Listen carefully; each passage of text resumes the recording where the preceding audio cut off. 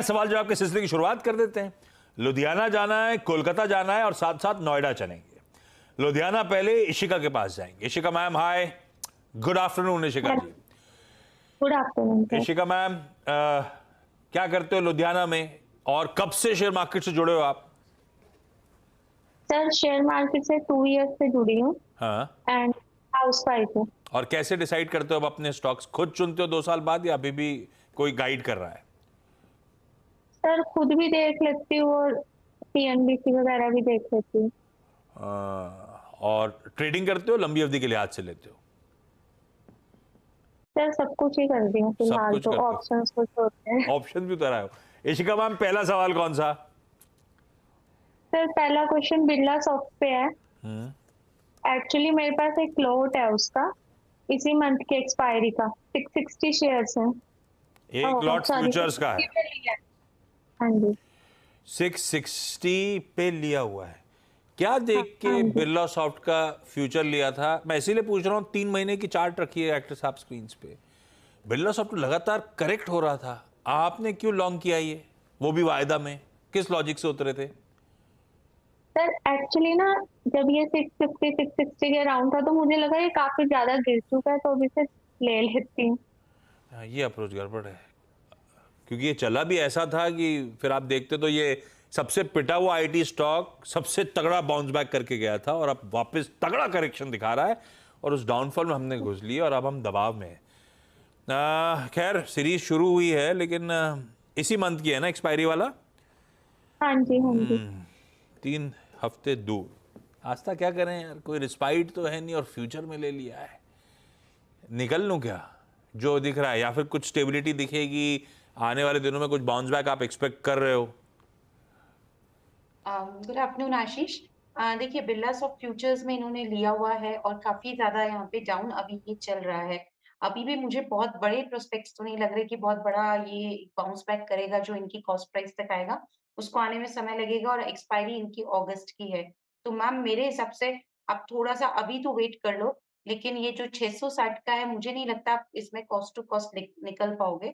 ऊपर के लेवल पे हो सकता है कि आपको एक बार निकलने के मौके मिलेंगे 635 638 के ज़ोन में, तो एक बार उधर आप निकलने का कोशिश करना। तब तक आप अभी इसको होल्ड करो, क्योंकि 660 का जो स्तर है उसको आने में अभी काफ़ी टाइम लग सकता है।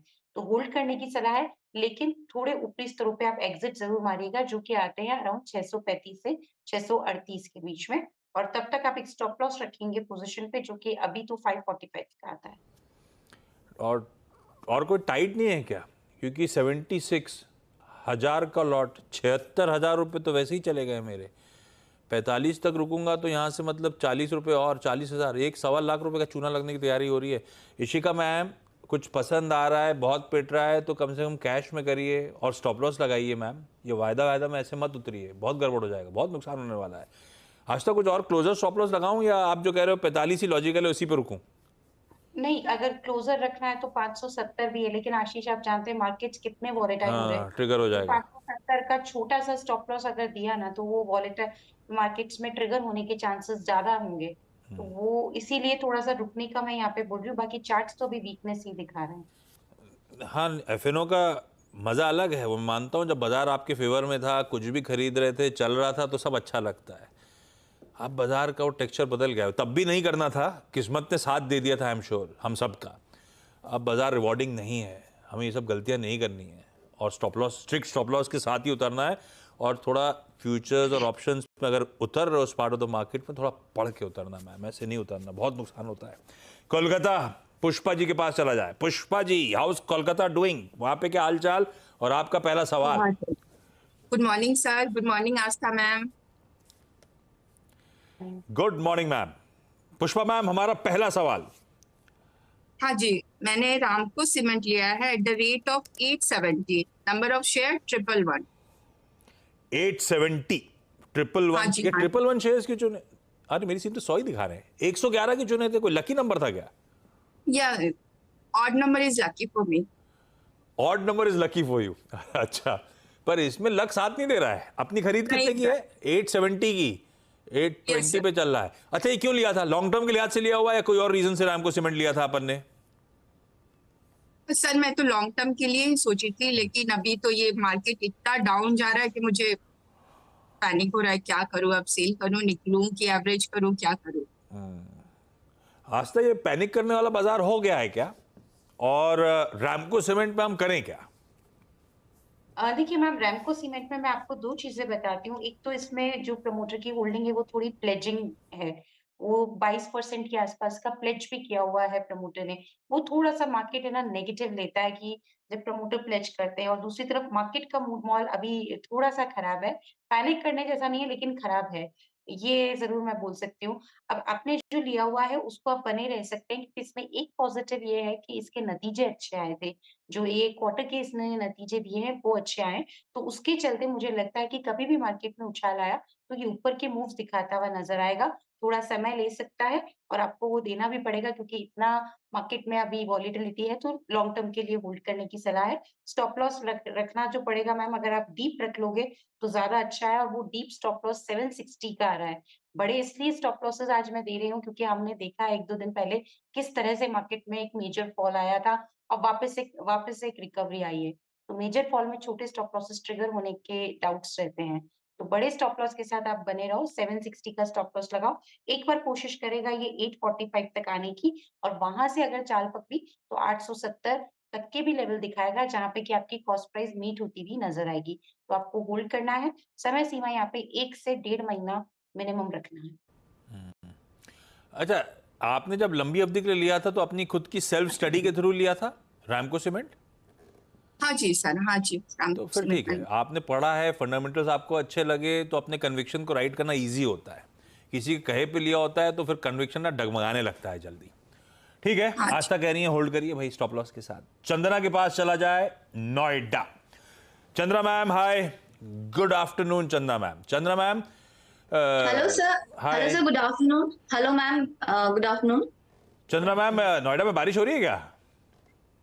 बारिश तो नहीं हो रही है, हाँ बादल है। बारिश होने के आसार तो जरूर है। वीरू सच कह रहे हैं, मतलब वो कह रहे थे कि बारिश ही नहीं हो रही है, तब तो सच कह रहे हैं। मैं ऐसे ही चेक कर रहा था आपसे। चंद्रा मैम, पहला सवाल। सर सर मेरे पास एस्कॉर्ट्स है 63 क्वांटिटी एट 4400.30 रुपीज। नहीं समझा। 4400 रुपए का मोटा मोटी एस्कॉट्स की बोटा लिया हुआ है आपने? यस सर, यस और सर। ये एस्कॉट्स की बोटा खरीदा था हमने पोर्टफोलियो में ऐड करने के लिए लंबी अवधि के लिए, या अपन भी ट्रेडिंग करने के मूड में थे? सर एक्चुअली वो इंट्रा पे बढ़ गया था और थोड़ा सा लॉस जाने लगा था, तो मैंने इसको कन्वर्ट कर लिया था। मैंने सोचा शायद फिर बढ़ेगा, मतलब लेकिन अपन ने टाइम किसी से। दिन लिया था कि आज तेजी आ रही है, तेजी में निकल जाऊंगी। उस दिन ऐसा हुआ यस नहीं और तब से फंस गया मामला और 600 650 रुपए नीचे आ गया, है ना? बिल्कुल बिल्कुल सर, बिल्कुल सर। आज तक मन तो ट्रेडिंग का था, मामला फंस गया, कोई स्टॉप लॉस नहीं था और बाजार ने अपने को रिवॉर्ड किया नहीं अपने इस अप्रोच को। 650 रुपए पर शेयर का लॉस और ये डीप कट है एस्कॉट्स पे जब से ये स्टॉक मार्केट डगमगाया है। क्या करूं? हाँ, बिल्कुल एस्कॉर्ट्स में नतीजे भी साथ नहीं दे रहे हैं। अभी के जो रिजल्ट्स आए थे Q1 FY25 के, वो इतने अच्छे नहीं थे। तो उस पे फिर ये मार्केट की मार, दोनों तरफ से मार लगी स्टॉक को और स्टॉक नीचे आ रहा है। मैम, लॉन्ग टर्म के लिए तो होल्ड ही करिए, क्योंकि बड़ा कट, जैसा कि आशीष भी बोल रहे हैं, बहुत बड़ा यहाँ पे अगर आपको लॉस हो जाएगा। मैं अगर एग्जिट करने के लिए बोलूंगी तो अभी तो बने रहिए, लेकिन स्टॉप लॉस आपको 3500 के जोन पे रखना पड़ेगा। 3500 के स्टॉप लॉस के साथ होल्ड करने की यहाँ पे आप रिकमेंडेशन मैं दे रही हूँ। ऊपर में एक बार कोशिश करेगा ये 3800 से लेके 3850 तक जाने की। तो अगर उसके ऊपर निकल गया तो फिर और भी अच्छे लेवल्स देखने को मिलेंगे, पर आपके लेवल्स को आने में अभी समय लगेगा। 1 से 1.5 महीना तो आराम से रुकना है। मेरे हिसाब से 3 महीने की समय सीमा रखेंगे तो ज्यादा ठीक रहेगा। एक एक सवाल क्विकली। और इशिका मैम, अगला सवाल। सर इंडसइंड बैंक के ऊपर क्वेश्चन है। हाँ, लिया हुआ है। 1400 की बाइंग है और 500 शेयर। 1400 की बाइंग है, 1350 पे चल रहा है, क्वांटिटी बढ़िया 500 शेयर्स की। ये लंबी अवधि वाला मामला है ना इशिका मैम? 1 मंथ नहीं सर, 1 मंथ वाला मामला है। आस्था भाई, नियर टर्म में कोई होप्स? अभी 1 मंथ के हिसाब से तो नहीं लग रहा है आशीष, क्योंकि मंथली चार्ट पे भी वीक ही लग रहा है और नीचे ही ये लग रहा है। तो मैम, क्योंकि मार्केट्स खराब है, आप जो 1 मंथ की ड्यूरेशन है उसको थोड़ा सा एक्सटेंड कर लीजिए और इसको 2 से 3 महीना रखिए और बने रहिए, क्योंकि ये अभी थोड़ा और वीक लग तो रहा है। नीचे में एक स्टॉप लॉस आपको मैं दे रही हूँ 1290 का, वो लगा के अभी तो पोजीशन में होल्ड करें, लेकिन ये मानते हुए कि थोड़ी गिरावट और दिखा सकता है तो उसकी तैयारी रखिएगा। ऊपर में एक बार 1410 के ऊपर निकला तब जाके और ठीक ये हो जाएगा, जिसमें नेक्स्ट लेवल 1450 के दिखे। हाँ, बैंक अच्छा है, होपफुली पैसा कमा के दे सकता है, दिग्गज है, पर थोड़ा सा समय सीमा अपने को बढ़ानी पड़ सकती है। बाजार क्योंकि इस समय मूड में है नहीं, 1 महीने में रिवॉर्ड करना पड़ा क्वेश्चन मार्क हो जाएगा। पुष्पा जी, अगला सवाल। सर मैंने आरबीएल बैंक लिया है at the rate of 265, number of share 111। ये सारे 111 है या ऑड में कोई और नंबर नहीं होता? और 111 टोटल 111 111 सारे स्टॉक ऐसे ही होते हैं, भाव कुछ भी हो, 111 ही रहेगा। 111 5 total is 5 total is 7 total is 9, that's it. ये न्यूमरोलॉजी वर्क करती है आपके फेवर में क्या? यस सर, करती है। तो फिर आस्था की जरूरत क्या है? आज नहीं तो कल कमा के दे देगा। अभी 52 रुपए का न्यूमरोलॉजी लॉस कर रही है। आस्था क्या करना है भाई?